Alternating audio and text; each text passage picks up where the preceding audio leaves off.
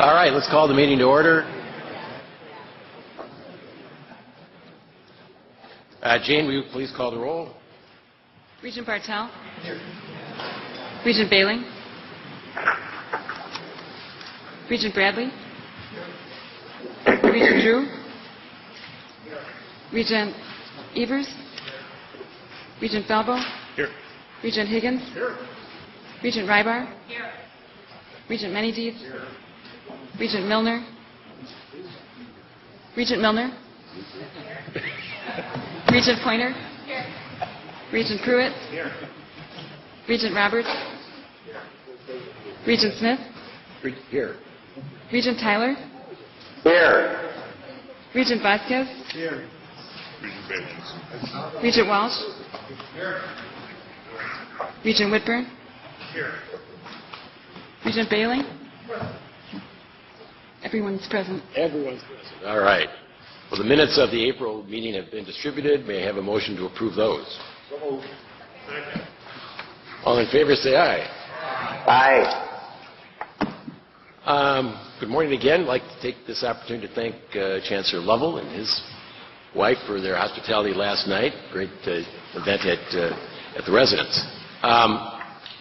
Later this morning, we'll be presenting our 21st Annual Regents Teaching Excellence Awards, the UW system's highest recognition for members of its faculty and academic staff. We're expecting to welcome family, friends, and colleagues of our honorees, so if you see some in the visitors gallery, that's the explanation. Oh, I missed you've got the Hospital Authority Board and the Wisconsin Technical College System Board report. Any questions or comments on those? All right. Now for my report. Actually, I wasn't sure I'd be presenting a report this morning. And I don't think Katie and Jeff and I knew whether we'd be here, but we're here, so let's go forward. We do have some news to share. I think Regent Tyler is on the line, and he has recently been reappointed to the Wisconsin Technical College System Board. Mark, I think you're on the phone line. Congratulations on your reappointment. Thank you very much.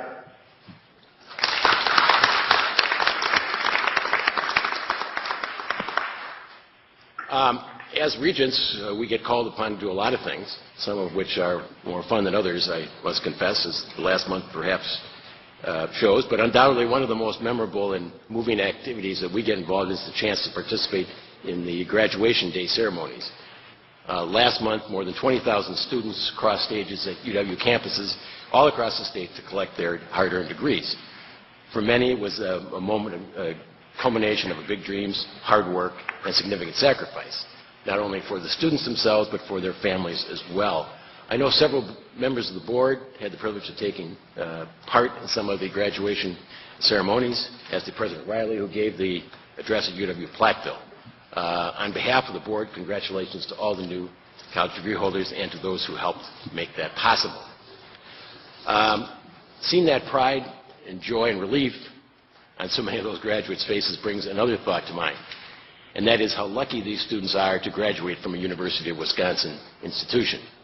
Many of them will have some debt, yes, but most of them will say it's worth it, and they got their money's worth. I know there's been a lot of discussion recently about tuition rates, but I'm reminded that, in fact, UW is a heck of a good bargain. Current UW tuition and fees are below, often well below, the midpoint of their respective peer groups. 7 out of 10 undergraduate students at UW received financial aid last year, with nearly half of undergraduates receiving an outright grant of some kind. And while 72% of our resident undergrads had some loan debt, the loan default rate for UW graduates is 3.4%. That's about one-third of the national default rate. And here's something else. Several years ago, the board heard from Terry Hartle of the American Council on Education regarding a survey they'd completed of young alumni. Terry told the regents that when it comes to satisfaction with their educational experience at UW, 98% of young alumni reported a favorable impression of their alma mater. And about 94% of young alumni surveyed agreed that it was worth all the time and the money invested. Furthermore, 85% said they were effectively prepared with the knowledge and skills they needed. He called such numbers at that time stunning and, quote, an extraordinary endorsement of what an awful lot of hardworking people on your campuses have been doing. With that, I'll turn it over to President Riley for your report. Thank you, President Smith, and good morning, everybody. Good to see you. Good to see you all again. I wanted to start talking a little bit about the federal Stafford loan program, which we've discussed before at this board. We've been giving you some updates on the ongoing saga over that loan program. Well, the saga continues. As it now stands, unless some agreement is reached, the interest rate on newly issued subsidized Stafford student loans, these are loans that are available only to students with financial need and that don't accumulate interest while students are enrolled in college, will double to 6.8% on July 1.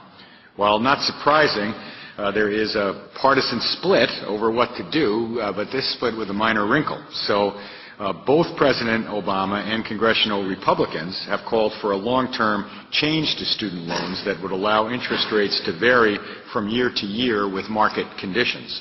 The House of Representatives passed a bill last week to set student loan interest rates based on the market, and Wisconsin's delegation voted along party lines in that House vote.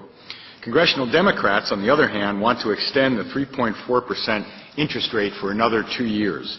That would allow them to tackle the interest rate question when they rewrite the Higher Education Act, the law governing federal financial aid programs, which expires at the end of this year. In all, at least 7 proposals now are circulating to overhaul student loan interest rates or postpone the increase. According to our own data, 72% of system resident students graduated with loan debt in 2011-12, with an average loan of debt, as Brent mentioned, of $28,000. In addition, the UW system estimates that if a student borrows the maximum allowable amount of $23,000 for a subsidized Stafford loan over their college career at 6.8% instead of the 3.4%, the impact would be an additional $4,600 in interest charges. At this point, it's unclear what, if anything, the administration and Congress might agree on before July 1.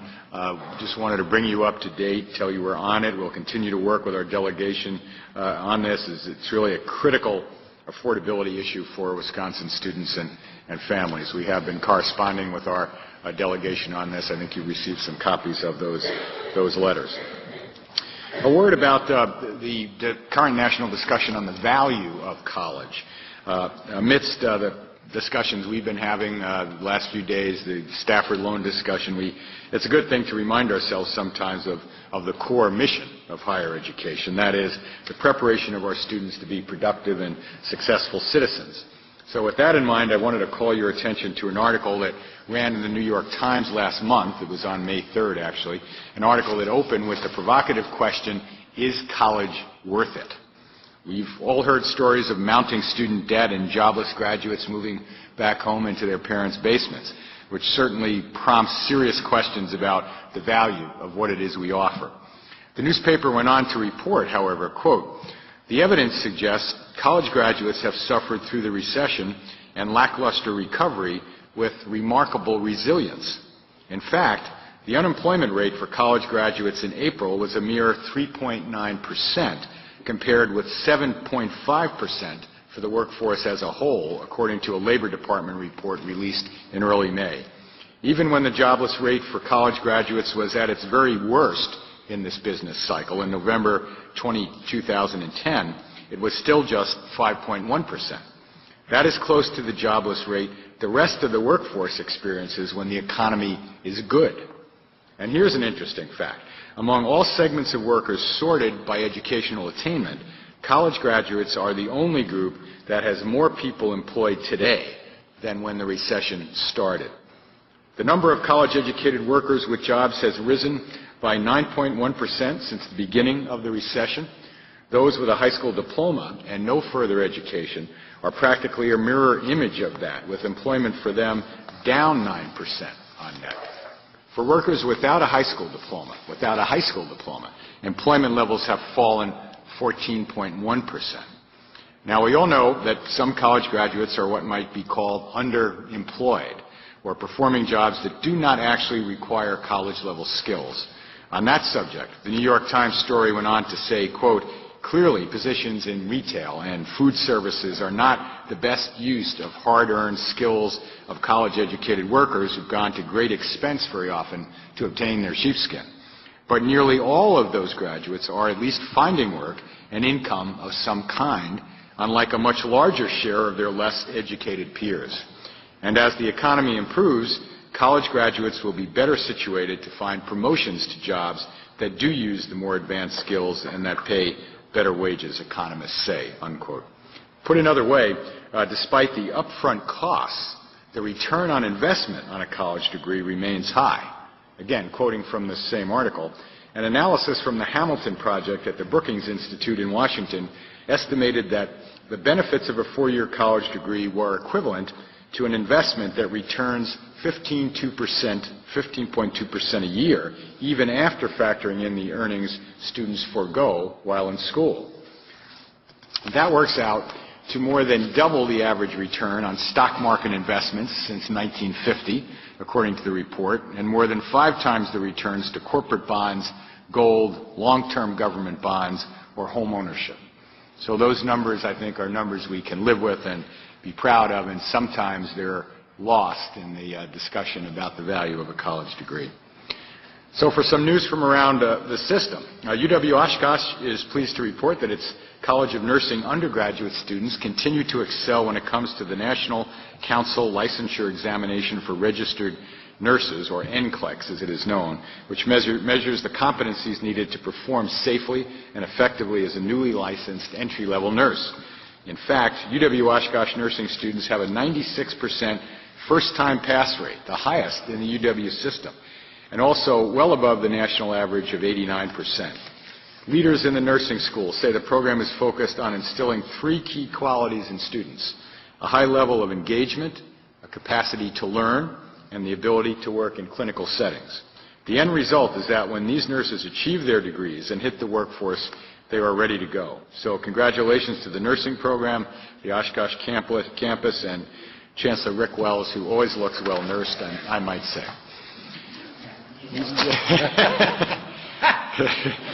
UW Stout recently released the results of a new survey that indicates stricter measures the campus introduced 3 years ago to reduce alcohol abuse among its students appear to be working.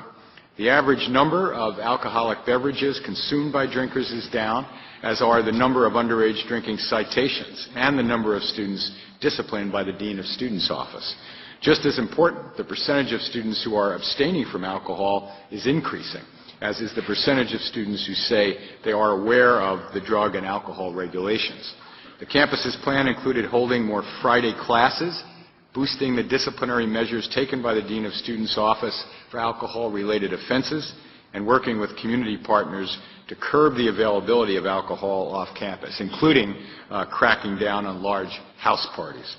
UW Stout lost 6 students in alcohol-related incidents over a 2-year span, so this initiative is something personal to Chancellor Sorensen and his colleagues. And as he noted, the war over risky alcohol use has not been won, but he believes they've taken important steps in that direction. A 4-member team from UW River Falls has earned a first-place award in the 12th Annual National Dairy Challenge held in Fort Wayne, Indiana. Dairy Challenge participants had to put their textbook knowledge to the ultimate test, consulting for an actual dairy. In a field of 128 students from 32 universities, each team was assigned to an operating dairy where they were to analyze and provide recommendations to improve profitability, all without any aid of coaches or the internet. Their recommendations encompass the areas of nutrition, reproduction, milking procedures, animal health, housing, and financial management.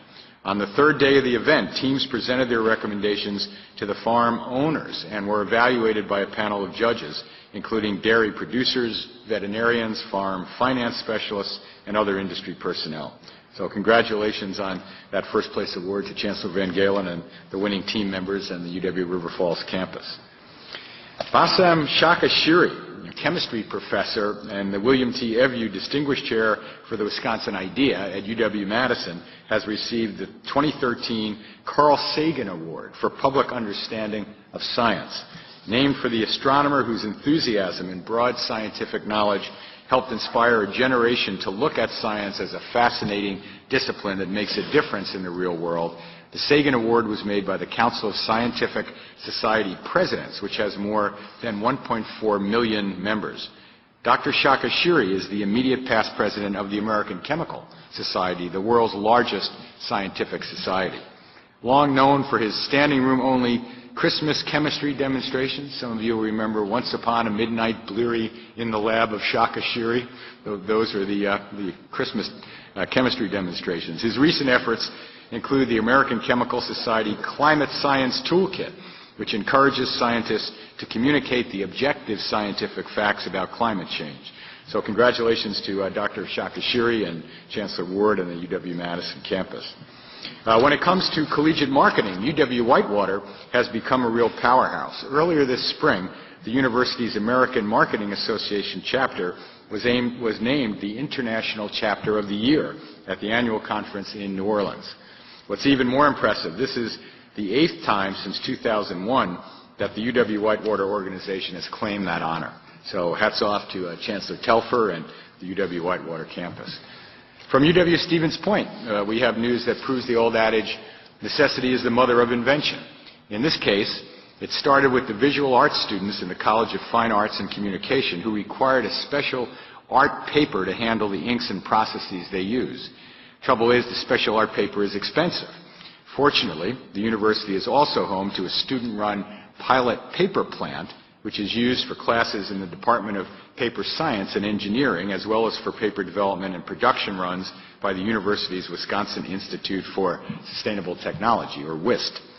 In a three-way collaboration that also happened to provide great hands-on learning, an economical 100% cotton paper was developed that so successfully met the needs of the art students that the group decided to put, this is the paper, its River Point art paper on the market through WIST. Now, sales of that paper are supporting research and education at UW-Stevens Point. Great story. So kudos to Chancellor Patterson and the UW-Stevens Point community. UW-Eau Claire shares the news that the Ronald Satz Award for Student Advocacy, which is presented each year to an individual in recognition of his or her outstanding service to the UW-Eau Claire student body, was presented this year to both Interim Chancellor Gilles Bousquet and Dean of Students Brian Carlisle. The award, which has been presented annually since 2006, is in remembrance of Dr. Ron Satz, who was an engaged member of the campus community for 22 years. He served in a number of faculty and administrative positions, culminating in service as provost from 1999 to 2005, where some of us remember him. So congratulations, Chancellor Bousquet, on his winning the award. Here's Jill, and to Dr. Carlisle as well. Please pass along our congratulations. 5 UW Parkside pre-med students have been selected for a new program to address the growing need for physicians in the state's underrepresented urban and rural areas. The Rural and Urban Scholars in Community Health Program, also known as RUSH, was created by the University of Wisconsin School of Medicine and Public Health to address a shortage of doctors in underserved Wisconsin communities.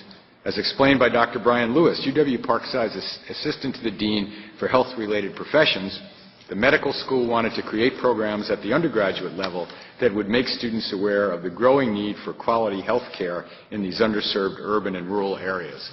The medical school approached Chancellor Debbie Ford last fall to see if Parkside would be interested in participating. The students will spend 8 to 10 weeks this summer assisting UW School of Medicine faculty with research. Then in the summer of 2014, they will participate in an 8 to 10 week internship in southeastern Wisconsin. Now, I should point out, this is an astounding piece of data. I want to point out that close to 90% of UW Parkside pre-med students who apply to medical school are accepted, which is very impressive indeed, especially when you consider that the national average is just under 40%. So congratulations to Chancellor Ford, Provost Ebate, and the whole UW Parkside community. Back to UW-Milwaukee, and I don't know if he's here. He has been around, but Robert Greenstreet. Is Bob here today? I don't see him. Who's the Dean of UW-Milwaukee School of Architecture and Urban Planning, announced last month that UWM has received a $500,000 gift to support the Historic Preservation Institute, which is housed within the school. Philanthropists David and Julia Eline made the donation to UWM to enhance the work of the Institute, which advances building preservation and heritage protection through academic coursework and community preservation activities. Dean Greenstreet says this transformational gift will vastly expand the Institute's capacity to address key Milwaukee preservation challenges by funding students and interns who will work directly with the city's Historic Preservation Office. The effectiveness and profile of that office will be elevated in the process. By providing direct services in the research and evaluation of building development projects, the Institute will be a high-profile contributor connecting plan development to the preservation community. The gift will help fund a graduate-level historic preservation design studio, which will focus on the challenges of retaining key historic buildings and neighborhoods in Milwaukee. David Eline is the president of Eline Wilson Architects, an architectural practice that's well known for its award-winning preservation work. So congratulations to Chancellor Lovell, the School of Architecture, Dean Greenstreet, and the UW-Milwaukee community. Before I end today, since we are moving into summer, I thought that I would read you all an Irish summer poem, which is set along the banks of the Royal Canal in Dublin. It's kind of about the hope that a new summer coming on can bring. It's by Patrick Kavanagh, and it's called Canal Bank Walk.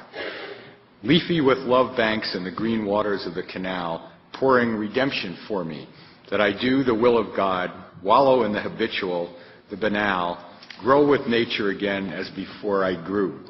The bright stick trapped, the breeze adding a third party to the couple kissing on an old seat, and a bird gathering materials for the nest for the word eloquently new and abandoned to its delirious beat. Oh, unworn world, enrapture me in a web of fabulous grass and eternal voices by a beach. Feed the gaping need of my senses, give me ad-lib to pray unself-consciously with overflowing speech, for this soul needs to be honored with a new dress woven from green and blue things and arguments that cannot be proven. Canal Bank Walk by Patrick Kavanagh. Before I finally conclude and turn it back over to President Smith, we wanted to give a nod today to two of our UW system colleagues who have served us with distinction. They would be Michael Morgan, UW System's Senior Vice President for Administration and Fiscal Affairs, and Gilles Bousquet, Interim Chancellor at UW-Eau Claire. And I think we have a couple of regents who want to say a few things about each of them. So I'd turn it over first to Regent Pruitt. Well, I just wanted to take just a moment to thank Michael Morgan for his extraordinary work as Senior Vice President. I remember the day, Kevin, that you called me to talk about Michael joining UW, and having known and respected him for so many years, I could not have been more pleased. And I shared your deep belief that he was the right man at the right time. And I think Michael has justified that faith time and time again over the last 3 years. And his legacy will be felt by students, faculty, and staff for many more years to come. His intelligence, his integrity, his wit, and his wise counsel, I know has been invaluable to me, and I know to so many of my colleagues on this board. So on behalf of the Board of Regents, I just wanted to thank Michael Morgan for his extraordinary service. Thank you, Michael.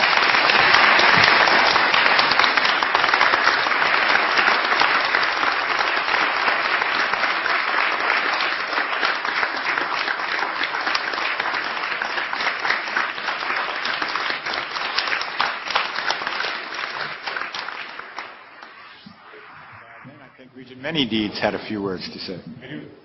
As you may know, for the last year, Gilles Bousquet has served the system by accepting President Riley's appointment as the UW-Eau Claire's interim chancellor.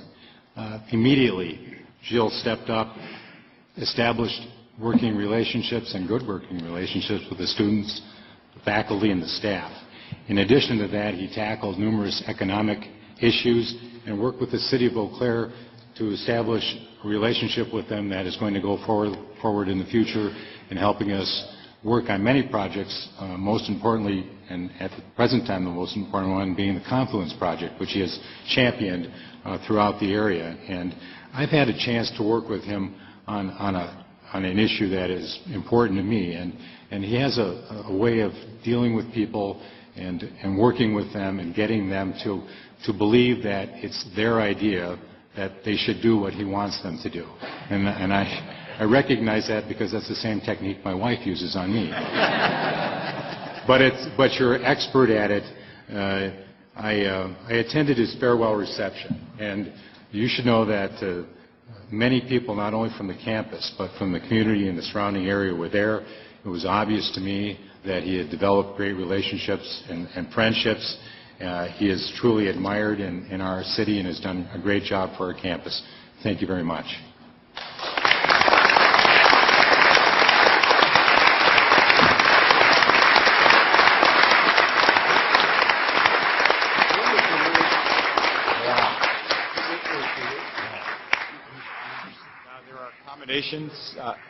Commendations for both Michael and Jill in your folders this morning. With that, back to you, President Smith. All right. Thank you, Ed and Chuck, for those comments. And we'll now turn to the committee reports. Start out with the READY Committee. You have a report of actions taken by the READY Committee, but I'll turn it to Regent Bradley for further comments. Thank you, President Smith.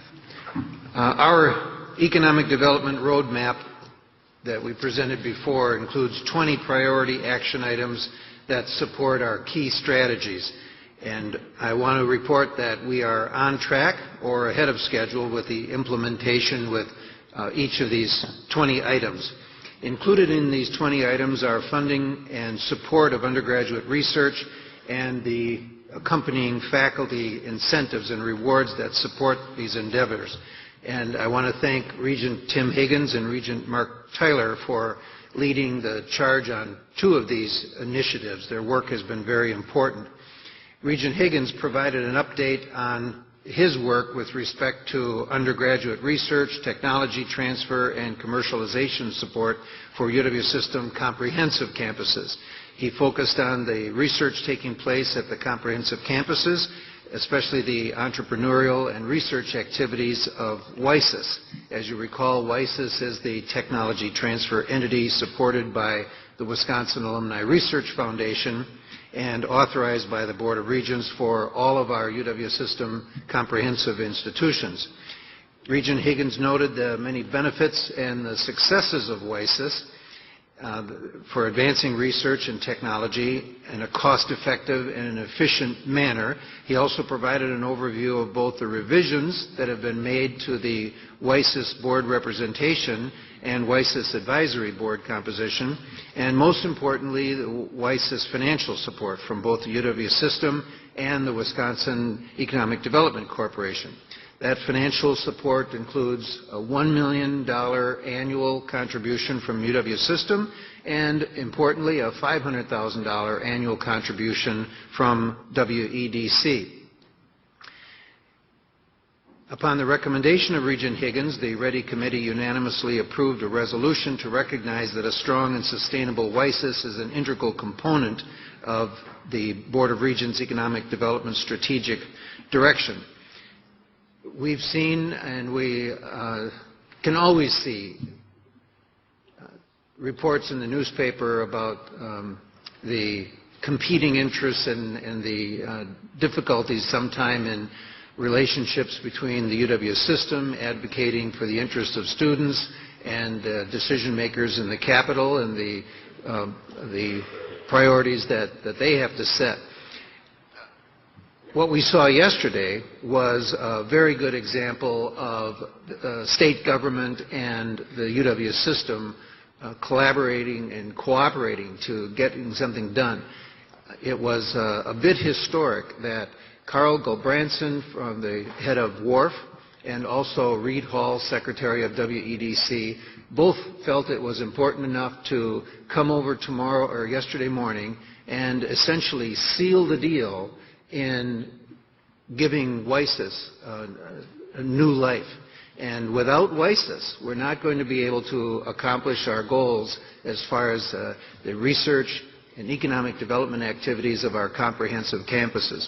So that was, I think, very important that they were here. And I want to, again, thank Tim Higgins for the important work, and also Dave Bruchart. This is a very important transition that has been accomplished in a relatively short period of time.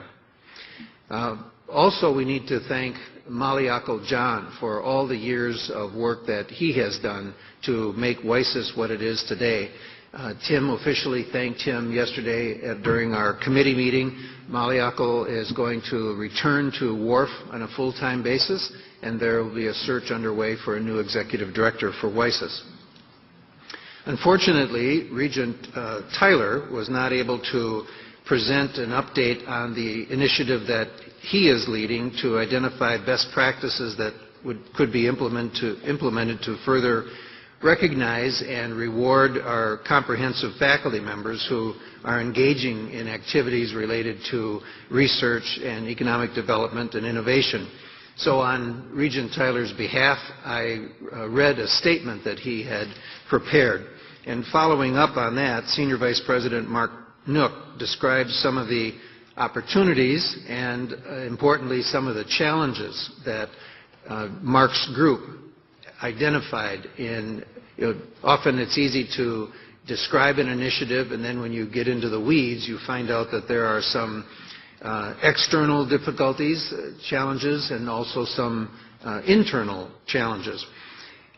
So Mark Nook walked us through some opportunities for direct incentives for faculty on our comprehensive campuses, and also infrastructure support incentives that would make it easier for our faculty to engage in and also to encourage undergraduate research at the departmental level.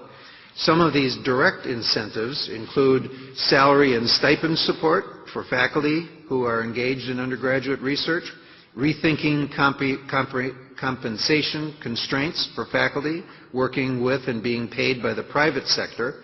That involves some fine dancing. Also including the role of undergraduate research efforts and how those efforts play into tenure track. And finally, greater consideration of undergraduate research efforts and responsibilities when determining faculty workloads. As far as some of the infrastructure support incentives, Mark discussed providing the scheduling flexibility for short-term appointments that faculty may take to do research and work temporarily with the private business sector, updating purchasing procedures for computers, software, lab equipment to make them more cost-effective and efficient, creating research reserve funds for grants that require matching funds, and providing grant writing support and expertise for faculty to start up or retool research projects, and also providing funds to pay undergraduate researchers to attract and retain the best students into our research programs. So if I could quote Regent Tyler at the end of his report, he said, "Stay tuned." And I think on behalf of the committee, that is our word from the progress we've made in this area. Finally, Associate Vice President Chris Andrews highlighted ways in which the UW system is becoming the leader in undergraduate research. That's not her opinion. That happens to be the opinion of the Council on Undergraduate Research. We are seen nationwide as a leader in this area, so we have to just keep up our head of steam. That's the end of my report. You're going to move the resolution? Sure. I don't know that if you want it moved, I certainly will. Well, you did pass a resolution to reaffirm the UW System Board of Regents' support of WISIS as the sole technology transfer mechanism for research, innovation, and technology transfer on UW System 2-year and 4-year comprehensive campuses, and to further develop policies and practices that support and encourage faculty in undergraduate research, technology transfer, entrepreneurship, and innovation. And I move resolution. Second. Further discussion on that? All in favor? Aye. Opposed? Aye. Okay. Does that complete your report? Yes, it does. Thank you, Regent Bradley. We'll turn over to the report of the Business, Finance, and Audit Committee. Regent Whitburn. Thank you, President Smith. Our CFO, Debbie Durkin, gave us the quarterly report on gifts, grants, and contracts covering the third quarter of the fiscal year, which ends on March 31st. We had awards totaling $1.1 billion. President Riley and Al Crisp joined the committee to present information regarding the proposed 2013-15 pay plan recommendations for UW system employees. President Riley reiterated his comments that he'd made earlier in the day, stressing the importance of retaining and attracting quality personnel. The committee approved a revised resolution requesting that OSER recommend a salary increase for UW system employees no less than that recommended for all other state employees in each year of the 2013-15 biennium. The revised resolution further requested that such pay plan be funded through the State Compensation Reserve, as the funding that was originally built into the university's block grant for such purposes was removed to the State Compensation Reserve through the action of the Joint Finance Committee several weeks ago. The resolution also notes it is the Regent's intentions to seek a supplemental pay plan approval during the upcoming biennium. David Miller updated the committee on requirements that are being legislated concerning the UW system program revenue balances. He reiterated many of his comments from the morning session and outlined the staff's plans for undertaking this important work.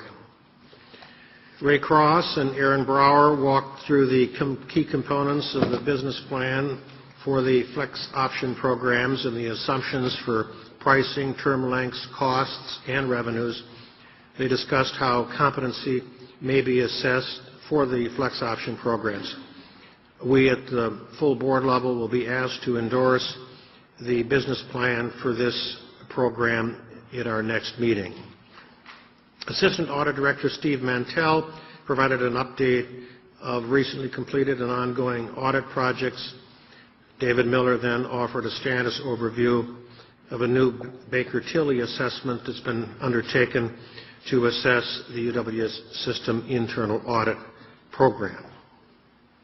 With regard to the HRS issue that's been ongoing for a number of months, Darrell Bazell gave an update on HRS reconciliations. Julie Gordon reviewed the progress made on HRS security issues, and our Assistant Audit Director, Steve Mantell,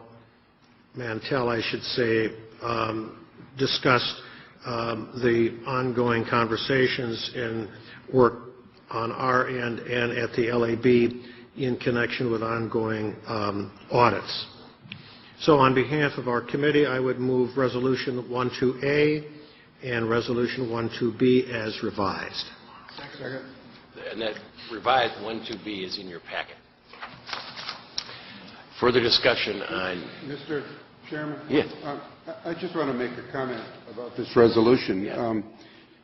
To me, it seems fairly pro forma, but it's again raising the issue of quality. And I mentioned yesterday the three studies in the 80s, the planning in the future, 96, the study of the UW system, the 21st century, and then in 2003 we had charting the course. Two messages from those studies. First of all, the importance of complete collaboration with all of our stakeholders, the governor's office, the legislature, the decision makers, the faculty, the staff, the students, and the citizens. And secondly, every report talked about the importance, above all, of maintaining quality. And the problem with quality is often you don't know you lost it because you never knew who you didn't hire, you never knew who didn't apply, and they didn't apply when you're sitting at 18% below the peers. And I can't emphasize enough our challenge and what we need to do going forward is to remind everybody that we first of all must have high quality, and to do that we have to have adequate resources. I hope in the future we have our own planning group, so long as we include everybody, because we have to get buy-in. And I just want to mention. Thank you, Regent Welch. And Drew. I would speak in favor of the resolutions, and in particular on the pay plan. I think we need to speak with the strongest and most unified voice from this board, that we recognize the critical nature of the situation facing us on faculty compensation. It has been recounted several times, but I think it bears recounting again. There were no raises. Well, the last raise was 1% in 2008. There were no raises in 2009, 2010, 2011, 2012. There were 8 furlough days in 2010 and 2011 each, which amounted to about a 3% cut in each of those years. And then there were the added expenses that went towards paying for benefits as a result of Act 10. I think we need to speak for our faculty, that we as a board are very, very cognizant of the critical nature of this in terms of rewarding faculty that's staying the course, attracting talent, and retaining talent. So without any comments on any priorities that are being set, this has to be a priority of this board, that we advocate for this in any way that we can. Thank you. Anything else? Regent Milner. I'd like to speak in favor of this resolution as well. It's so important that all of our faculty have an opportunity to look forward to the future and to feel comfortable in their position and feel comfortable in the colleagues that will be joining them in the future.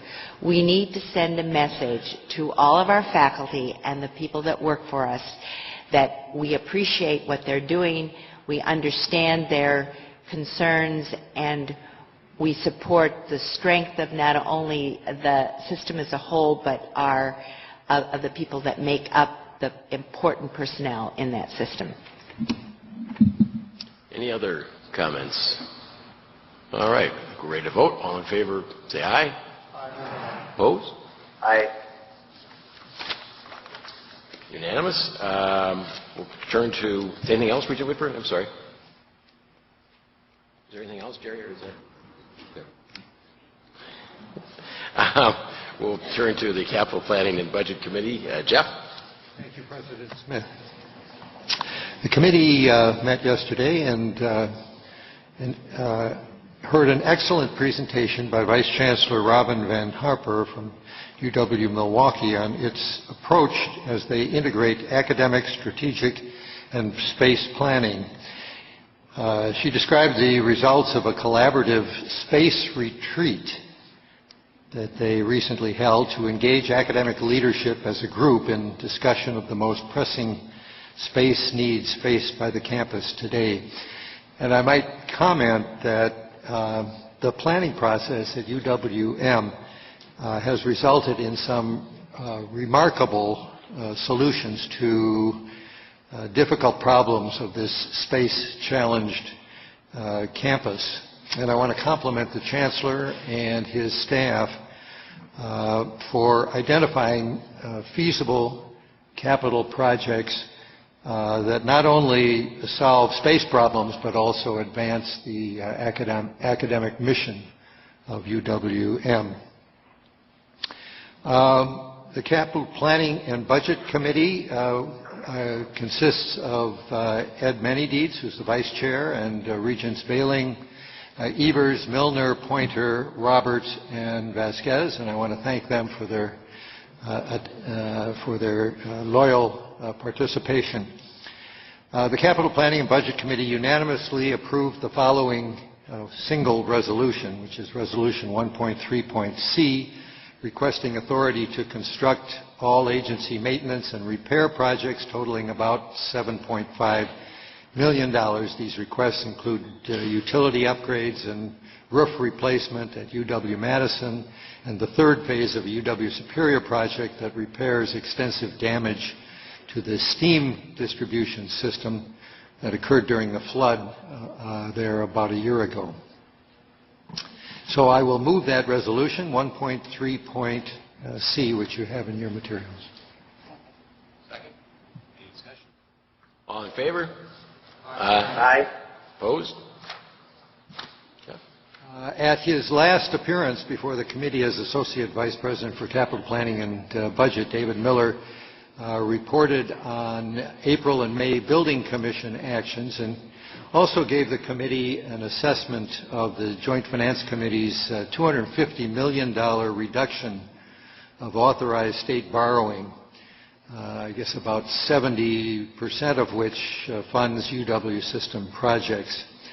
As it turns out, the State Building Commission will have to figure out how to implement that mandate with a minimum of disruption to projects that have already been approved by this board and by the State Building Commission, and with a minimum of disruption to ongoing projects that are currently in construction.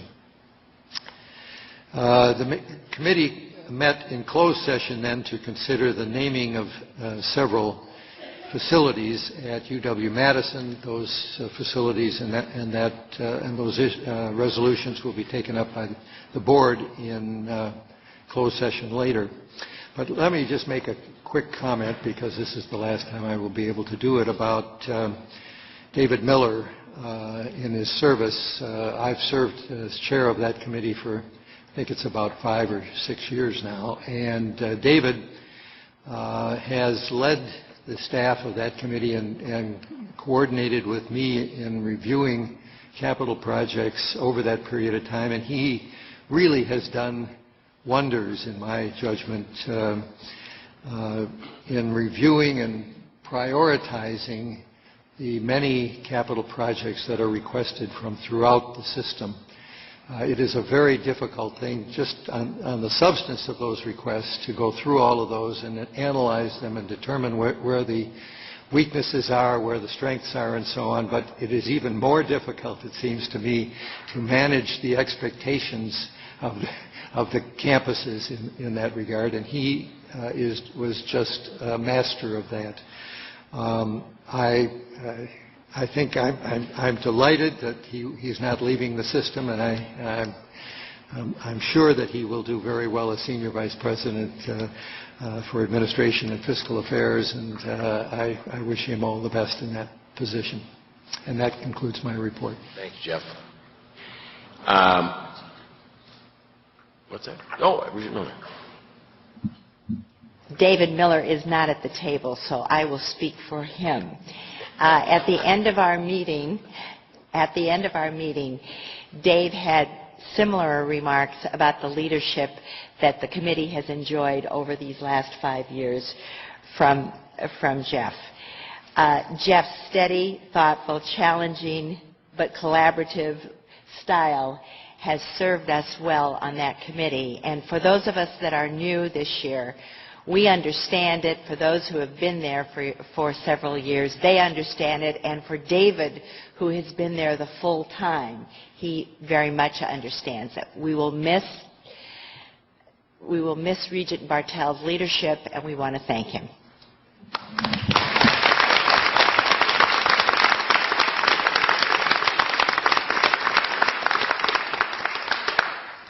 Well, we'll save the most resolutions to the end. The Education Committee, Jose. Yes, you were.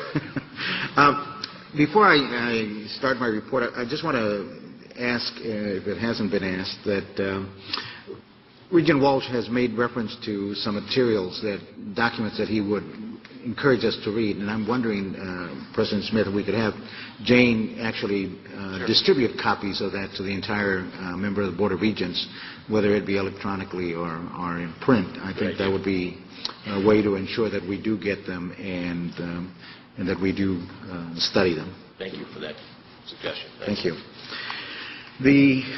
Just as a reminder, you have received, all board members have received both via electronic mail as well as in your folder this morning, copies, written reports of our Education Committee as well as all the other committees, and they do provide more detailed information about the business that we conducted yesterday.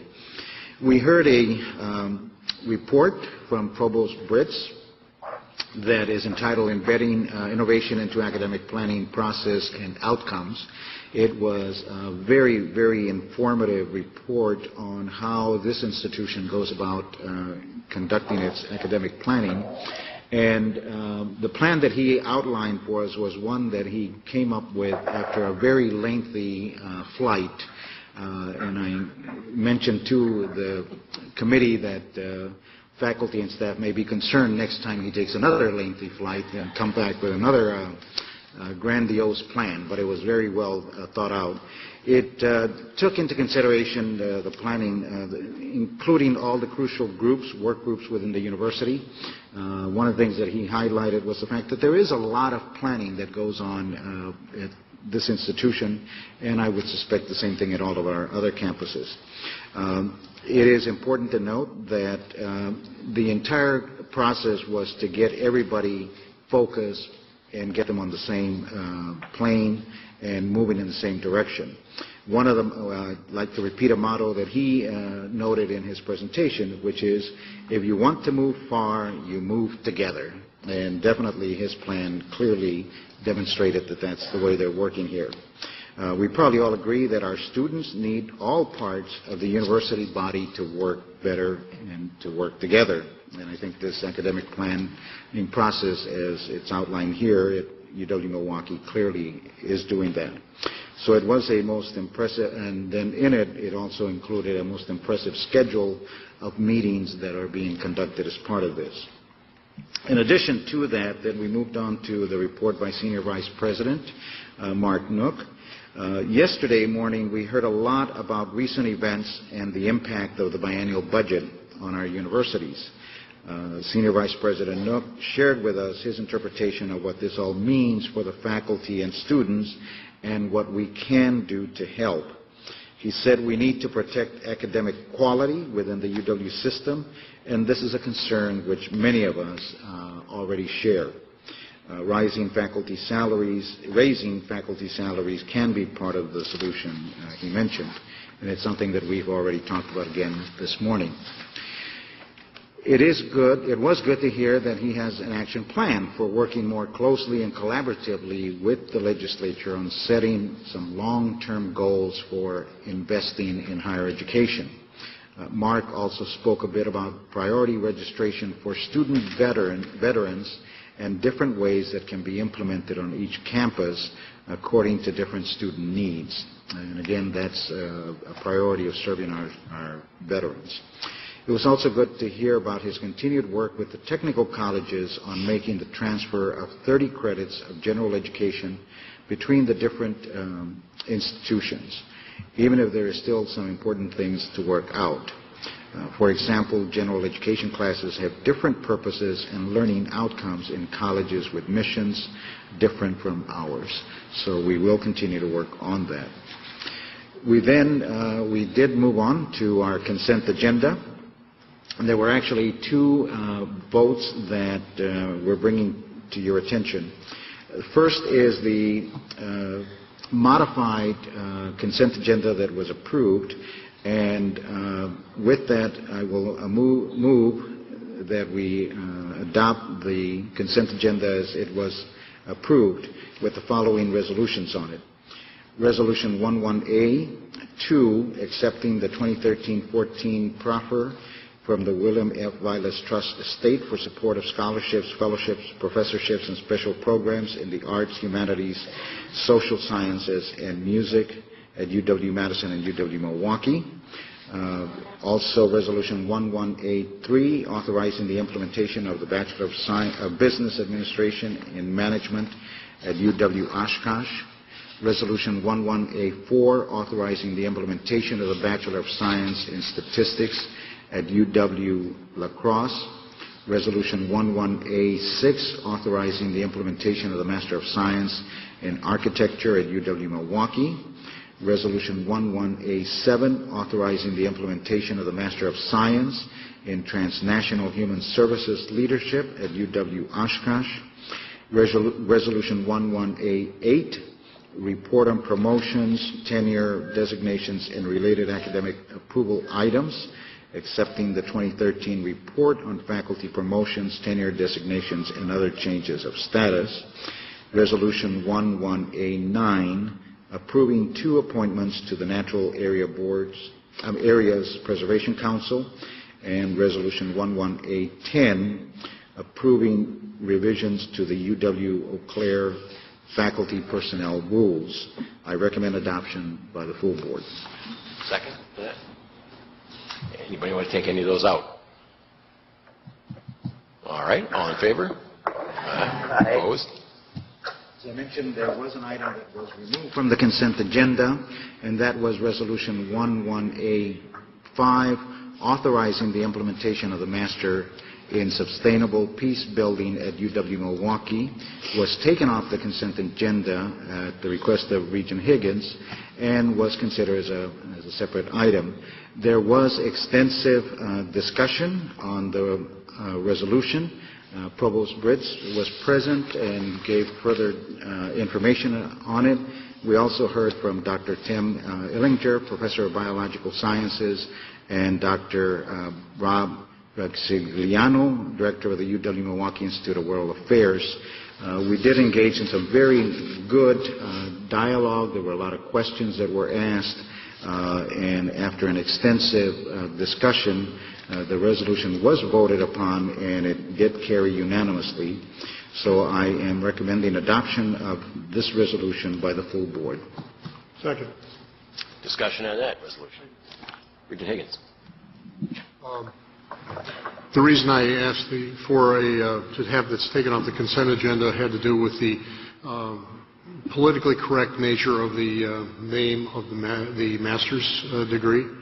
I was concerned about perception and about the charges that we are getting almost daily in newspapers about universities luring students into degrees that don't have a job at the end. And I also want to point out that there's a certain timing issue. We didn't get the agenda until the weekend, and I didn't get to it until Tuesday when I talked to Vice President Nook about it and said that I was going to take this off the consent agenda for that purpose. He contacted Provost Britz, who was on a flight back from Korea. He never seems to stay in Milwaukee. I don't know if he doesn't like it here or what. So there was really not a whole lot of time for preparation. And so I was extremely impressed by the fact that Professors Ellinger and Resigliano, along with Provost Britz, were able to respond to the questions about availability of jobs and about the meaning of the term sustainable peace building in great detail, and I think convinced everyone who was part of that discussion that despite its name, this new master's has a great deal of potential for offering whole new realms of employability to students from various backgrounds. And so I want to say that makes me much more comfortable with the fact that pretty much every one of these new majors that we deal with comes with a kind of a pro forma. And I was very impressed. If all of them have the same kind of preparation that go into them that this one did, I'm real happy that we're getting that kind of staff support before these things go into effect. So thanks to Ioannis and to Tim and to Rob. They did a great job. Thank you. Thank you, Tim. Anything else on this? All in favor, say aye. Aye. Opposed? Jose? That concludes the Education Committee report. We adjourned at 3:56 p.m. Right on. Right on. This time I'm going to call on a very busy person this morning, Regent Pruitt, to lead us in the presentation of the Regents Teaching Excellence Awards. Chuck chairs the committee. Regent Pruitt. Thank you, President Smith. On behalf of the Board of Regents, it is my pleasure to welcome some very distinguished guests this morning. They are sitting right out there. The recipients of the 2013 Regents Teaching Excellence Awards. Joining them, as you can see, are some of their friends and family and supporters, and we welcome all of you here today. The Regents Teaching Excellence Awards, which mark their 21st anniversary this year, recognize and honor some of the UW system's most outstanding teachers, departments, and programs. It is a welcome reminder of what a treasure we have in our faculty and academic staff, those who bring that special dedication, creativity, and passion to their craft. Derek Bach, the former president of Harvard, once said, "Just because something is impossible doesn't mean it's not worth doing." As my colleagues and I read through these essays and letters of support on behalf of the finalists, I think we each had the feeling more than once that these inspired teachers are doing something close to impossible almost every day. We often hear that exceptional teachers have a certain something extra in the classroom, that they creatively inspire students not only to learn, but to want to learn in different ways. And as you're about to hear, I think all of our honorees today could be said to have something extra. We are honoring 3 award recipients today, 2 professors, 1 academic program. It is a big deal. It is the highest recognition bestowed by the UW system to members of its faculty and academic staff for outstanding career achievements in teaching. The students of the UW system are blessed to be taught by some of the best teachers in the land. Today we honor the best of the best. But when we do so, we also acknowledge that they did not get here alone.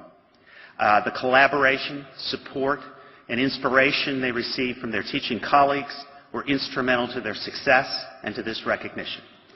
These winners stand on the shoulders of 9,800 supremely dedicated faculty and teaching staff across the University of Wisconsin. While their work is extraordinary, it is not unusual. When it comes to teaching excellence, these are not the exceptions, they are the examples. I'd like to thank several of my fellow regents who joined me on this year's selection committee, Regents Katie Poyner, Gary Roberts, and Mark Tyler. I appreciate, as we all do, the time they spent, their thoughtful participation, and wise counsel. Deciding on the winners was difficult, but it was also inspiring. This year's winners are shining examples of the powerful impact that excellent teachers can have on students' lives. Here to tell you more, my colleagues on the selection committee will introduce the winners, and then each of the award recipients will have the opportunity to briefly address the board. We'll start with Regent Katie Poyner. Katie?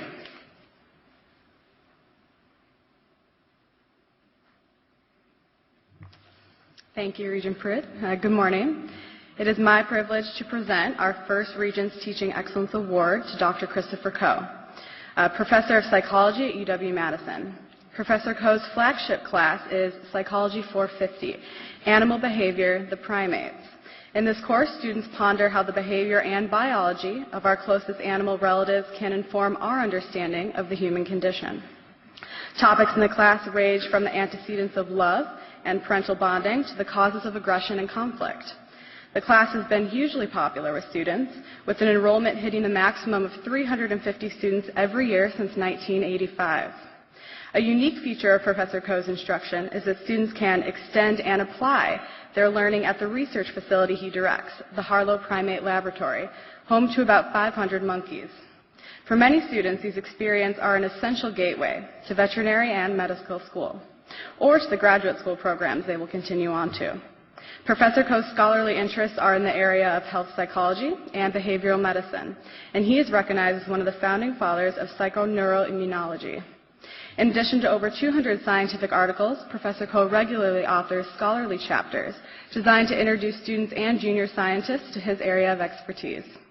Notwithstanding his remarkable success in the research arena, he remains a committed instructor. In describing Professor Coe, certain phrases pop up repeatedly in student evaluations. Things like funny and engaging, enthusiastic, always interesting, a great passion for the topic, the best professor I've ever had, and my favorite course at UW. A psychology department colleague says, in quote, "Professor Coe is exactly the kind of extraordinary teacher who enriches the learning and lives of his students in the way that a university education should, with long-standing and broad impact on their understanding of the world, their ability to think seriously about important issues, and on their desire to continue to learn well after they have graduated," end quote. We are not the first to salute Professor Coe's outstanding teaching. His previous honors include the Chancellor's Award for Excellence in Teaching and the Hilldale Award for the Outstanding Teaching and Scholarly Achievements. We are pleased, however, to add to his collection of accolades. It's my unique privilege as a student at UW-Madison who has heard friends and others rave about this professor to introduce our first 2013 Regents Excellence Teaching Award to Professor Christopher Coe.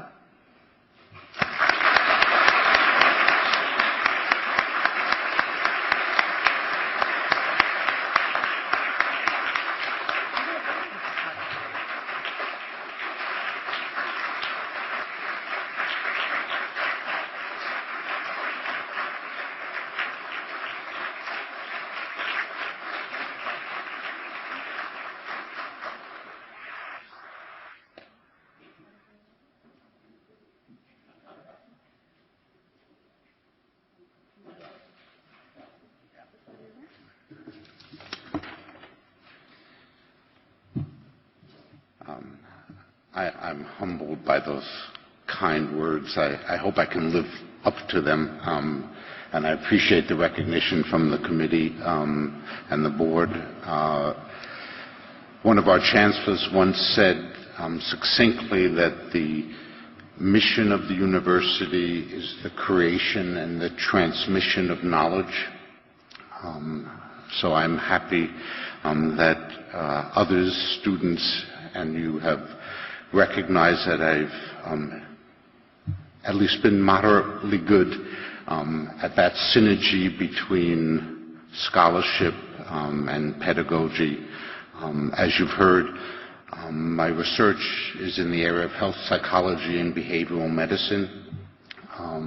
That includes a study of aging, where we evaluate about 500 people from Milwaukee in terms of their well-being and their health.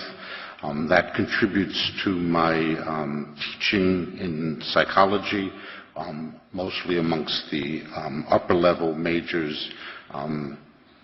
But probably the reason I'm here is the signature class that I have taught for 26 years every spring, as you heard, on primate biology and behavior and what can be learned by understanding animals somewhat better.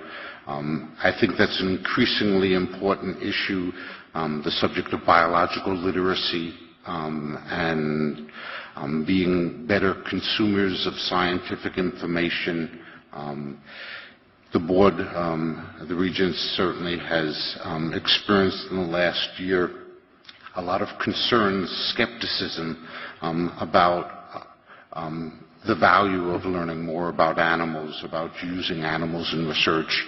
And so increasingly one facet of my class is devoted to that issue, the topic of animal welfare and our relationship to animals.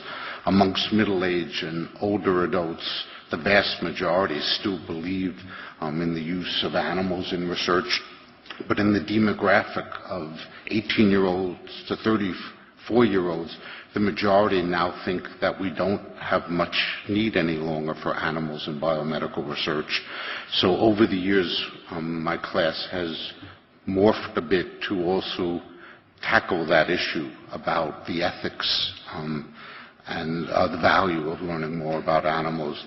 And so with each year the class changes a bit, but it's certainly one that I feel is very important as we try to promote more educated students, better consumers of knowledge in the marketplace of ideas, even on a controversial issue such as our relationship to animals. But mostly, I don't want to give a lecture. Professors should know also when to stop and to let the students have their turn.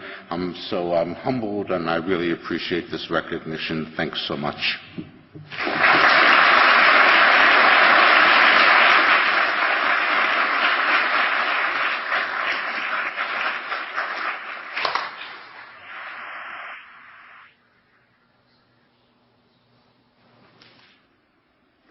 I'm back. Hello again. As you may recall, last year I think I was Regent Vasquez because he couldn't be here. This time I'm Regent Mark Tyler, although, Mark, I did not know you were joining us by phone, so if you prefer, you can say the words and I'll just move my lips here for a while. Does that work for you? No, no, that wouldn't work well. All right. Well, it's worth a try. It actually is my privilege to present our second Regent Teaching Excellence Awards to Professor Peggy James of the Department of Politics, Philosophy, and Law at UW-Parkside. A member of the faculty since 1988, she is the two-time winner of Parkside's Campus Teaching Award in 2003 and 2012, and was selected as a Wisconsin Teaching Scholar in 2009-10. Professor James has said that her teaching philosophy focuses on the attainment of wisdom rather than knowledge. In her own words, quote, "If we can get our students to comprehend and value that concept, then I think that slowly we can change how our students think about education. It will allow them to value relationships more than Facebook friends, a sunrise more than a double cappuccino, and a traditional folk tale over a video," unquote. She is also a great believer in developing students' sense of citizenship, locally, regionally, nationally, and globally. For many years, she co-directed the Center for International Studies, where she supervised the International Studies Certificate and managed the Study Abroad program. She created the co-curricular programming for national and global citizenship, including the Water for Peace campus initiative in the Democratic Republic of Congo. She also revived the honors program at UW-Parkside that had been dormant for almost a decade. But one of the things you'll learn when you go through these applicants is to read carefully the recommendations they receive from particularly their current and former students. One student described Professor James like this, quote, "The way she questioned our opinions on the readings and the way she made us take multiple viewpoints on one subject were always really challenging and inspiring at the same time. The magic of it lies in her ability to challenge us and still not embarrass us or make us feel like outcasts. The way she shares knowledge makes us feel like we can accomplish anything." Close quote. And another of her students started her letter this way, quote, "I have joked on more than one occasion that I have a BA in Peggy James. But at the core of every joke lies a kernel of truth, and in this case is no exception. I can say with absolute confidence that Peggy James was not a contributor to my undergraduate education. Peggy James was my education." Close quote. Can't say it better than that. Ladies and gentlemen, welcome the second award winner, Professor Peggy James.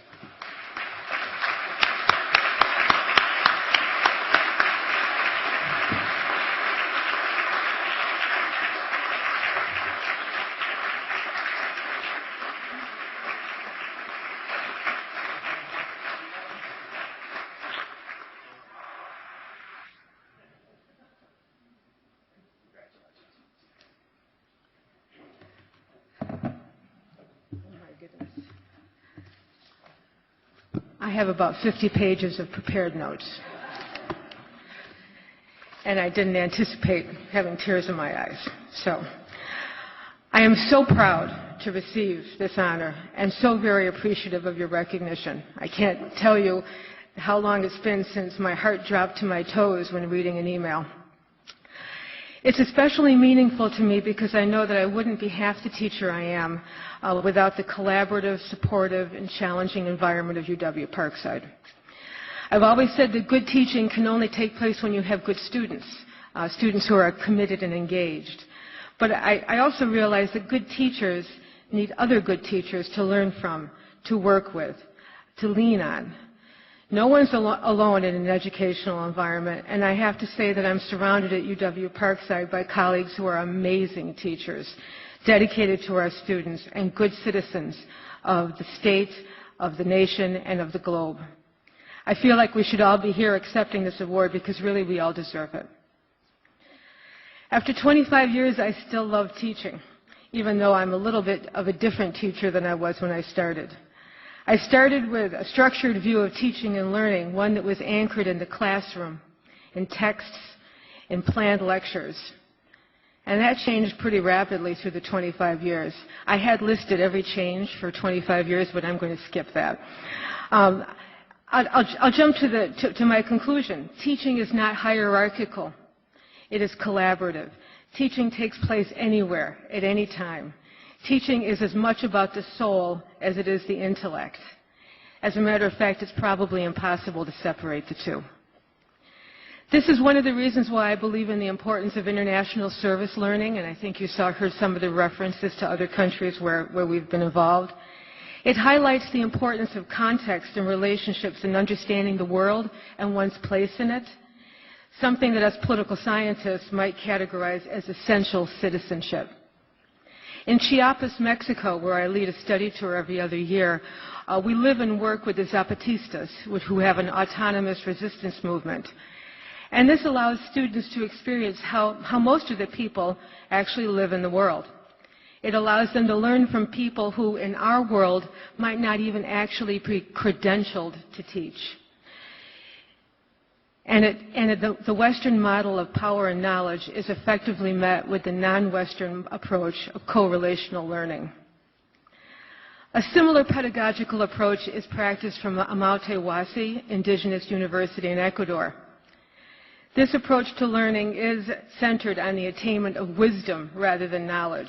To do what Fritz Lang suggests in his movie Metropolis is to attain a balance between the hands, the mind, and the heart. If we can get our students to do that, then I think we can make them go down that path to citizenship. And I have noticed that that path is slow and takes a lot of steps, but small victories for me have been important, and at the end the road to wisdom for both myself and our students is personal. But I wanted to actually leave you with a quote, as our president did. It's not a poem, but it's an excerpt from a very important book called The Tao of Pooh. And so I quote Winnie the Pooh. "Rabbit's clever," said Pooh thoughtfully. "Yes," said Piglet, "Rabbit's clever. And he has brain." "Yes," said Piglet, "Rabbit has brain." There was a long silence. "I suppose," said Pooh, "that's why he never understands anything." Thank you so, so much for this. I can't tell you how much it means to me.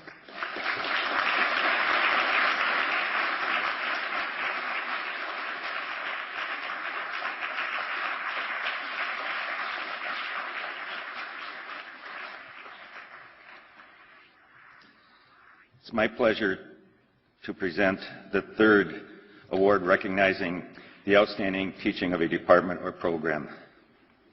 This year, that honor goes to the biology department of the University of Wisconsin-La Crosse. And this year, and represented here today by its chair, David Howard.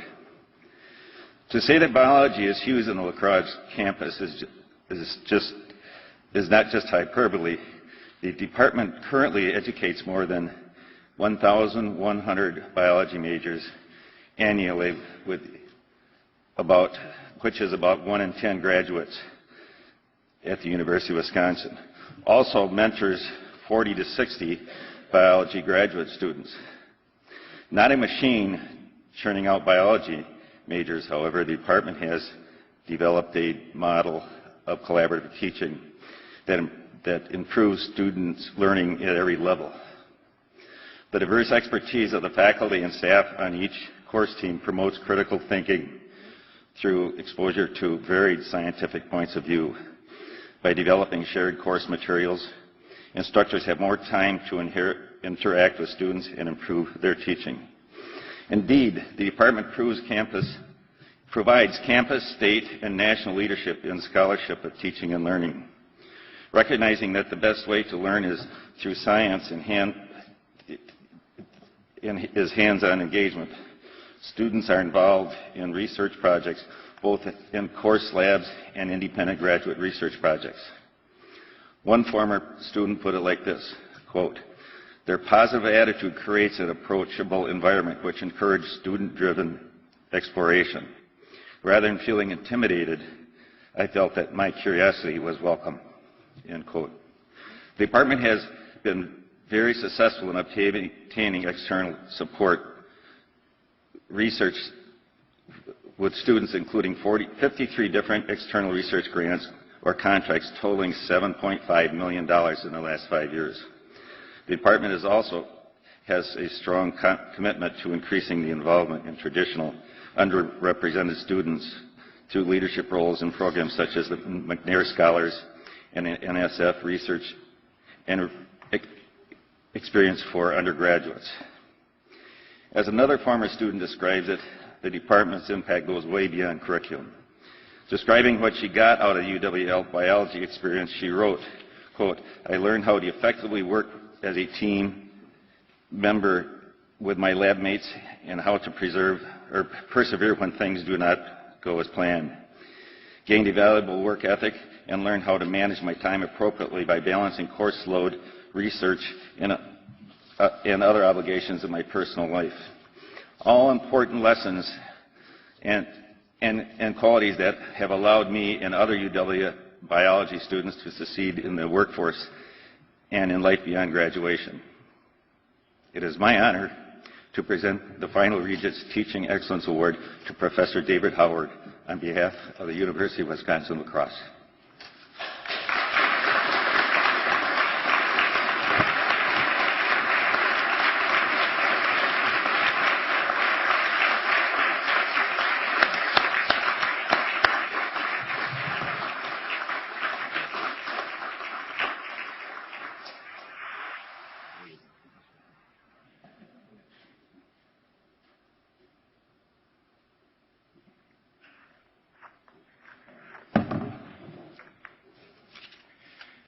Thanks for your kind words.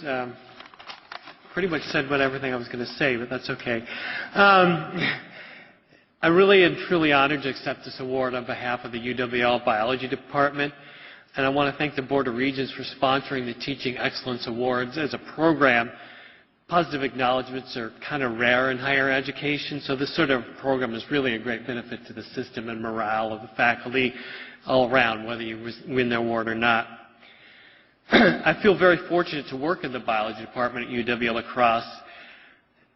Every single person in the department takes a student-centered approach to their job, whether it's making departmental decisions about programmatic changes or whether it's individual faculty making individual decisions about how best to teach their course. Everybody answers those decisions or addresses those decisions by first asking, will this help students learn? Will this help students advance their careers better than we did before? Basically, it comes down to the fact that everyone in the entire department loves working with students, and that's what drives us to do the best we can.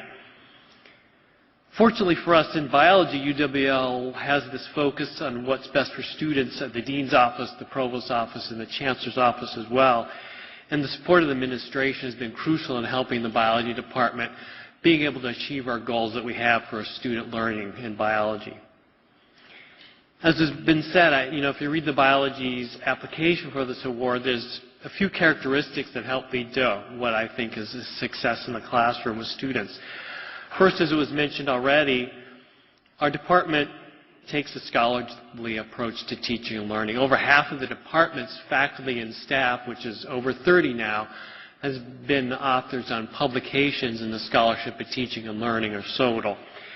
And pretty much the entire department uses the SOTL approach to assessment of teaching and learning in their classes to improve their classes, even if they don't lead to a publication or even consider the publication. Another strength of our department, as said, is the collaborative teaching approach that we've developed over the years. Basically, we share everything with each other for teaching, and we're always willing to help each other out. Instructors teaching different sections, as was already said, they share learning modules, assignments, quizzes, tests, lecture slides, lecture notes, and then once these teaching materials are shared with other faculty, they improve them, work on them, and then give them back for the rest of the faculty to continually revise these courses and improve them for the students. Some cases, faculty in not necessarily our institution, but I know across the country, hold on to their own course-created materials very almost stingily and selfishly. It's their own hard work, so why share it? Our mantra in biology at UWL is, why reinvent the wheel? Why not take the time to perfect the vehicle that's already there?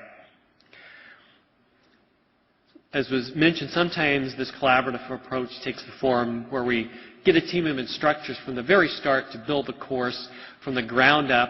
Each instructor brings their unique expertise to different aspects of the course, so we create a course that's much stronger than could have been created by a single faculty member. And ultimately, this whole collaborative approach makes our work more efficient, and it results in a better experience in the classroom for the students. The last thing that was mentioned, I think that helps us get quality product to our students is our commitment to research with students both in and out of the classroom. Many of our classrooms use inquiry and research-based things in the lab component, and all of our faculty are very active with undergraduate students in the research lab. And I think that's, again, a very strong benefit for students in our program. Again, thank you for recognizing our work with students. The biology department at UW is really honored and humbled to receive this award. Thank you.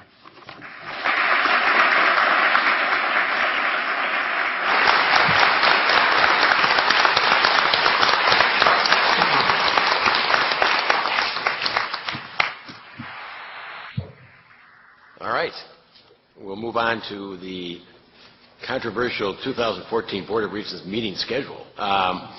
You have that in your packet, and that is Resolution 119. Would there be a motion to approve that? There's been a motion and a second. I don't believe there's probably any discussion on that. All in favor say aye. Aye. Opposed? There we go. All right. Now, we'll move to the election of officers of the Board of Regents. The bylaws of the board specify that officers of the board are elected at the annual meeting, which is here in June, and will hold their offices for 1 year, of course. If there's only one nominee for an office, the election is by voice vote. If there's more than one nominee, the election is by ballot. Terms of the office begin immediately after today's meeting. So with that, we'll move ahead and look first for the election of President of the Board of Regents. Is there a nomination for the office of President of the Board? There is. There is, and who would like to make that? Mr. Manydeeds. I'd like to nominate with pleasure and to my honor, Michael Falbo for the office of President of the Board of Regents. When I first met Mike, I'm sure he thought to himself, oh no, another lawyer. But in spite of that, he warmly greeted me and welcomed me to the board and was instrumental in helping me understand some of the inner workings of what we do here in the beginning. A review of Mike's resume reveals a very impressive work history. In addition to that, though, if you were to look at it more deeply, you'd find out that he's had a lifetime of service that began with, and most importantly, I believe, was his service to our country as a veteran, serving in the Vietnam War in the Army Medic Corps. That deserves our highest respect, and he has mine for that. I'm sure that was life-changing. More recently, he's had devoted service to the University of Wisconsin at Platteville, where he is at the seems the beck and call of Chancellor Ford. He's there all the time helping them with whatever they need. Last year, Mike was appointed as chairman of the Special Task Force on the University of Wisconsin Restructuring and Operational Flexibilities panel. As you all know, that involved a tremendous amount of work. Mike was here for long meetings, chairing and directing that group to reach their goal of making decisions about this system. And I know that that took a lot of time, a lot of energy, and was at times, I believe, stress-inducing, but Mike weathered that storm. In addition to that, when talking to Mike, you will learn that he has learned how to balance his life. If you were to ask him, out of all the accomplishments that he's had in his life, professionally and service-wise, what was his best accomplishment? I'm certain he'd say his being a husband, father, and grandfather. And I know this because I called him once, and for the first time in a long time, I was jealous of some other person in their life. I called Mike to talk to him about something, and he was on a golf course, I believe, in a golf cart with his grandchildren. And they were in the background laughing and having a good time. And Mike doesn't know this, but I thought, man, I wish I was him. For a second, I wished I was you, Mike. But then I came back to reality. No, I'm just kidding. I think that if you put all that together, you get someone that we need at this time on this board to lead us as president, someone who has the firepower to help us understand the issues we're faced with, someone with the compassion that he's developed over the years through his many years of service, and someone that can balance his life and personally and professionally and help us balance the things that we have to balance here as a board to make the tough decisions and to go forward in helping the system become and stay as great as it has been. So for those reasons, I would like to nominate Mike for president. Thank you. Regent Manydeeds, are there any other nominations? Are there any other nominations? Well, because of that, we don't need a ballot, so we just need a vote for Mike. I don't think we need a second. We can't. Is there somebody else want to say anything? We can certainly. Don't think we. Is it somebody? We can vote. All in favor of Mike Fellow as president of the board, say aye. Aye. Aye. Opposed? Congratulations, President.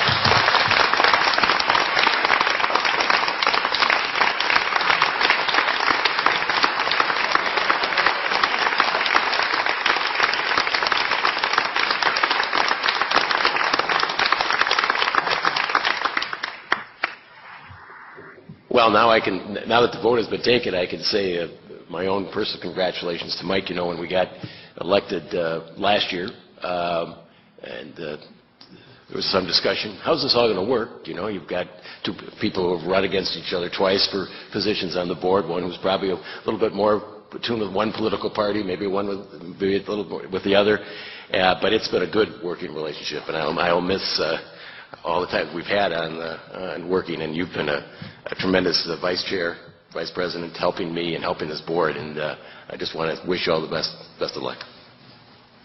So let's go to the election of the vice president. Is there a nomination for the office of vice president of the board? Regent Higgins. Chairman Smith, I would like to place in nomination the name of Regent Milner. Regent Milner has been especially effective through her short time on our board, and she brings to our table a wealth of professional experience, a history of community involvement, a history of service to our university in alumni capacity as well as several others. She has proven in the last few weeks that she has a wealth of political connections, that she has worked as hard as she could on our behalf. And that's just one indication of the commitment she's brought to the performance of her duties as a regent. And she's gone above and beyond the call of duty, I believe. She has not only contacted and communicated with her fellow regents on a regular basis, been an active, instituted on her own, an active program of campus visits, and of course the extensive efforts with legislators that I just mentioned. I'm sure that she will apply herself as diligently as vice president of the board, and consequently I place her name in nomination. Thank you, Regent Higgins. Schreiber. I would also like to express my support of Regent Milner for the position of vice president of this board. Since I came on this board as a student regent a year ago, this meeting, which was an enlightening and contentious time, Regent Milner has served as a role model and mentor to myself. Her experience, along with her demonstrated leadership, I think will serve this board well. In addition, I feel her expertise in dealing with the many and varied stakeholders will be crucial in the coming times with the challenges that this board and this university system face.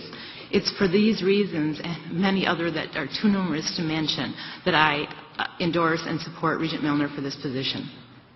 Thank you, Regent Schreiber. Are there any other nominations? Or are we going to? What? Okay, you want to? Well, you can have him go first, and then I'll make one nomination. Oh, you'll make, okay. I don't have, Regent Bartel. I don't have another nomination. I just wanted to say that I've known Regina long before she joined this board. She's been an active member of the community in which I have lived for many, many years, and has served as, among other things, as the president of the 6th largest Rotary Club in the world, and made and continues to make major contributions to the Madison community in that capacity and in others. And when I heard that Governor Walker nominated her, I was just delighted, and I gave her a call and welcomed her to the board, and I think she will be an excellent vice president of this Board of Regents. Thank you, Jeff. David? I want to second the nomination, not comment on it, second it, because Mike, don't take this personally that all these people are seconding nominations, but I asked Regina if I could, and I want to, and I want to reiterate what Jeff said. Regina has a history of community and service involvement. More important for me, though, when you become a member of the Board of Regents, it's about the system and the people in the state of Wisconsin, and it's really, honestly, it shouldn't be, and I don't think it is with her, so political. And I wouldn't nominate anybody for her or his politics, and I certainly wouldn't in this time because it's so difficult. But I nominate her, second it, because of her interest, her enthusiasm, her responsibility, and most of all, her willingness to be objective. And I sat on the Chancellor's Selection Committee with her, and I think we all did what we thought was in the best interest of the state of Wisconsin, and it had nothing to do with anything but that. And so I second the nomination. Okay, thank you. Now I have to ask, though, are there any other nominations? Having seen none, all in favor of Regina Milner as the Vice President of the Board, say aye. Aye. Aye. Opposed? Congratulations, Regina Milner.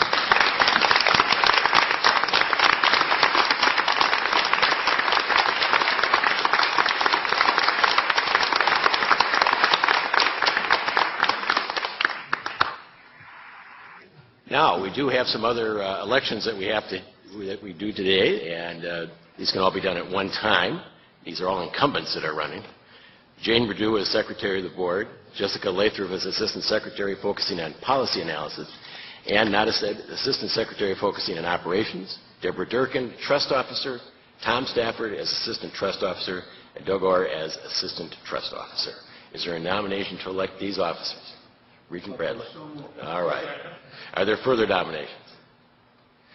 Further nomination. All in favor of that slate, say aye. Aye. Opposed? All right. Thank you. And I think at this time, Regent Felbo has asked for some time for some comments. Regent Felbo. Just a few. but I want you to know that on the outline of comments for President Smith, it says, now call upon the Regent. Insert name of incoming president to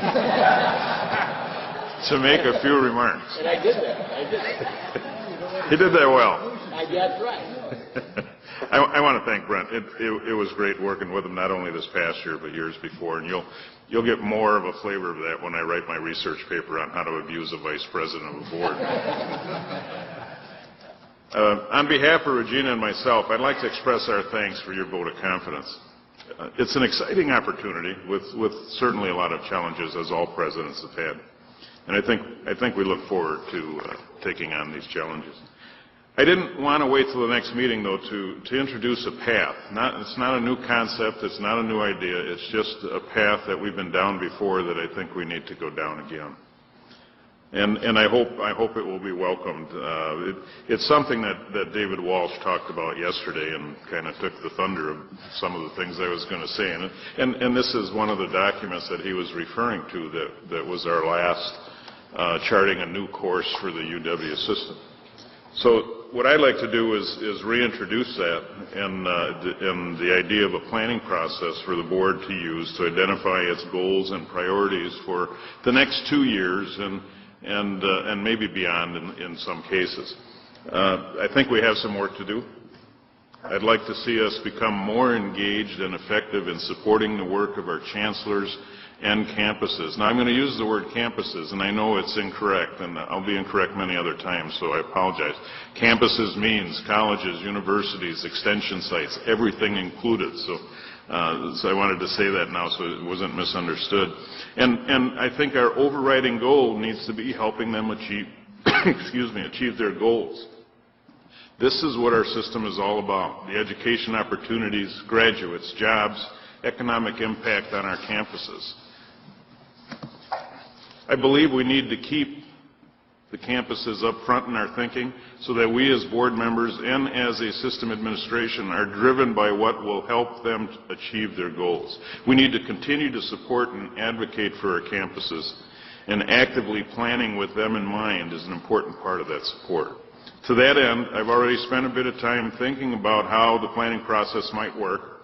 My thought is that we would start by identifying priority areas for the next 2 years. I've begun to put those ideas on paper, which I will share with you to take home with you, not to discuss today, and to please look at that and give your input and your comments. It's really going to be assigned to the committees, and even though the chairs don't know who they are yet, thank you for welcoming this opportunity to help in this planning process. Over the next couple of months, we'll involve the board, chancellors, system administration, and other stakeholders in an effort to renew our list of key strategic goals. As part of that process, I'd like to hold a retreat. I know it's been done before. and most likely include a facilitator. By early fall, we expect to end up with a full plan with some goals to be completed in the next 2 years and some longer-term goals to be initiated within this 2-year period.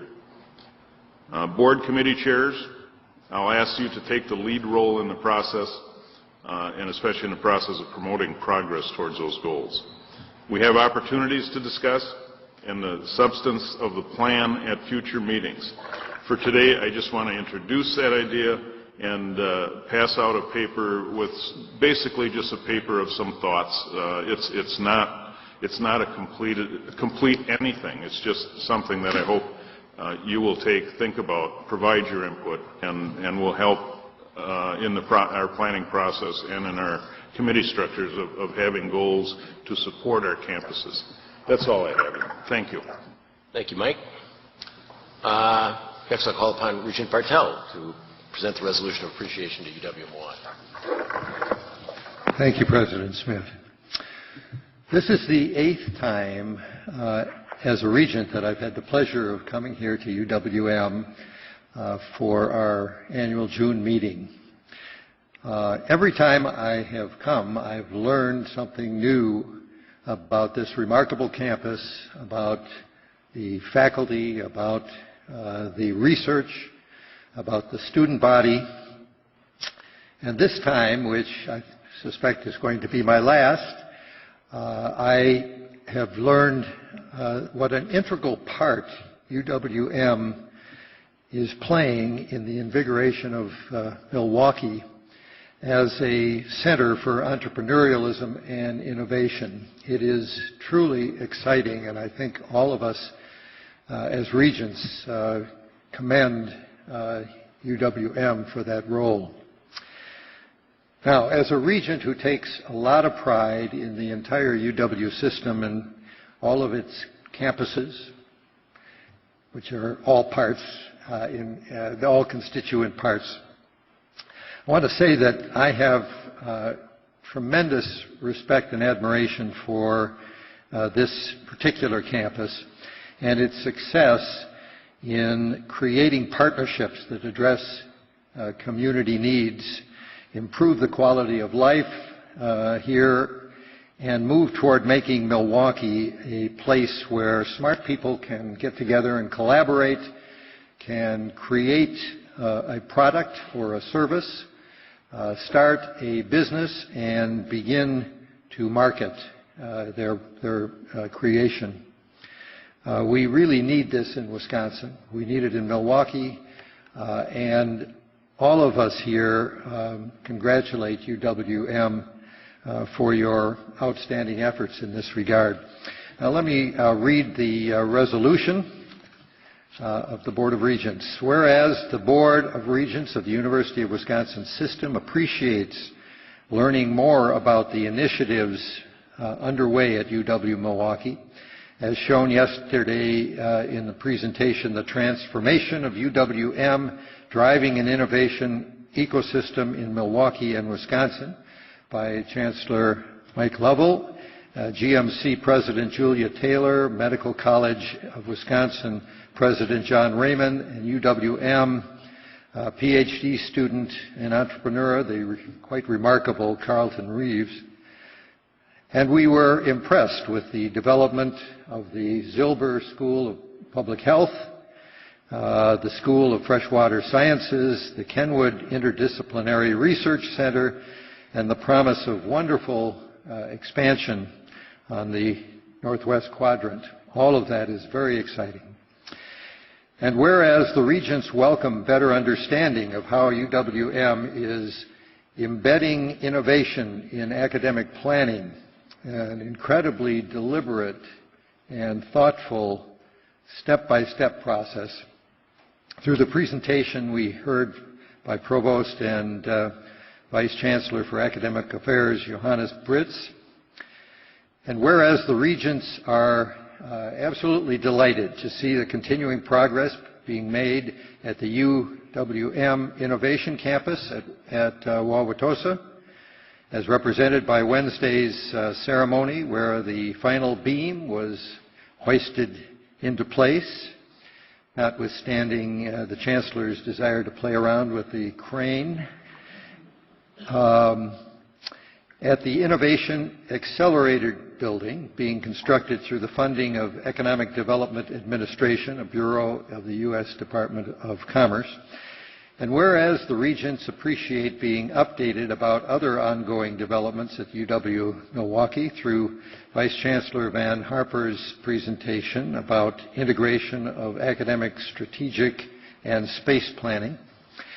And whereas the Regents particularly appreciate UW-Milwaukee's gracious hospitality from the students who welcomed us in from the parking lot to the Chancellor's wonderful reception last night at his house, and everything in between, the excellent meals and snacks and the UWM's administrative staff's assistance throughout the meeting.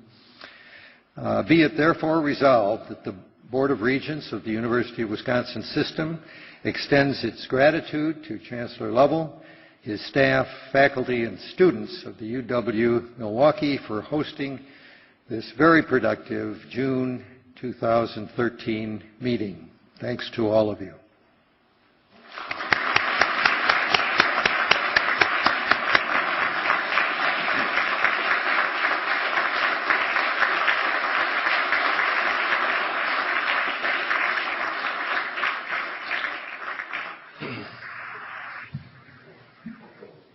All right. Are there any communications, petitions, or memorials?